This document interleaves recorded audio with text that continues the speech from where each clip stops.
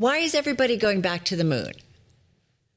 Well, I think from one person that I spoke to, it's a place that we went and we've always wanted to go back ever since. You know, after the Apollo program, we've kind of been, I don't want to say stuck in low Earth orbit, but we've definitely much more focused on the space that is closer to home, right? We had the reusable space shuttle, and then we created the International Space Station. And those two programs have been kind of the primary focus of NASA for the last few decades.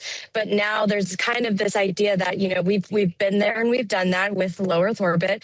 We don't want to leave, but we want to keep going. And so I think the moon provides a really attractive place to send people.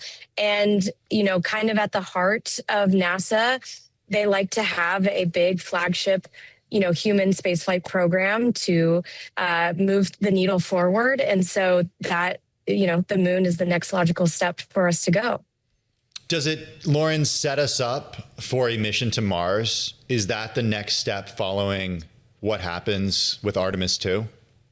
It's certainly something that they hope will allow us to learn more about what it will take to live on the surface of Mars, right? So the moon has a lot of advantages in that it's close, and so we can potentially get there in a much shorter amount of time than it would take to get to Mars. It could serve as someplace a little bit like our outposts in Antarctica, right? We can send supplies there. We can bring people back a little more quickly if we need to. It still poses quite a lot of challenges, but it will give us kind of this proving ground on what it will take to live off of another surface. And then we can take those lessons and then apply them to Mars living, which is going to be a much more substantial challenge because we will not be able to come and go between Mars very easily. And the communication delay between us and Mars is also can become quite significant. So any astronauts that will live on the red planet will have to be much more autonomous than the ones that will be on the moon. You know, what's interesting, Loren, and it's not just the U.S. You guys highlight China and what they're doing, and I'm assuming there might be other nations looking at it as well. But I just, you know, I think about the International Space Lab, and there was kind of collaboration and joint. These are not inexpensive ventures, but by countries separately focusing on it, it sounds like it's important, whether it leads to technological developments, whether there's a weapon, you know, defense aspect of it. I mean, walk us through why this maybe bigger term, longer term is so important. Oh, absolutely. I mean, there are so many different reasons and benefits that are invoked as to why we go back to the moon. You know, I kind of laid out the existential reason, but, you know, there's been discussion about jumpstarting the so-called lunar economy. So finding ways to make money off the moon. Potentially, those will probably be in service to the space world. So making it easier to live in near the moon. Maybe not necessarily applications for back on Earth right away, but we can find that out when we get there, right?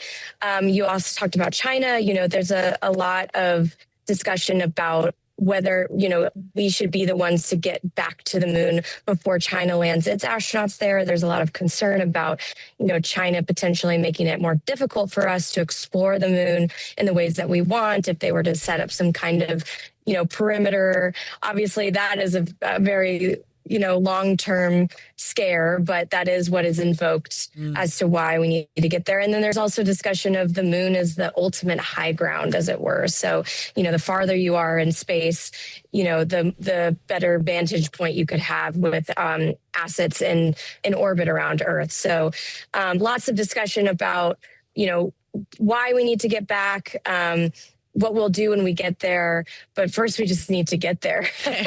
And that's taking a bit of time, as you can tell. And NASA is in a moment of truth. It really needs to prove itself and prove that the money that it's spent on this is of good use. You noted in the Bloomberg Originals piece that we started with, Loren, that there have been a lot of detractors, and you showed a Bloomberg opinion piece from a couple of years ago that said that this is a giant waste of taxpayer money. What's the position that NASA finds itself in right now, and how does that compare to the first space race and how NASA was looked at, not just by lawmakers, but by Americans?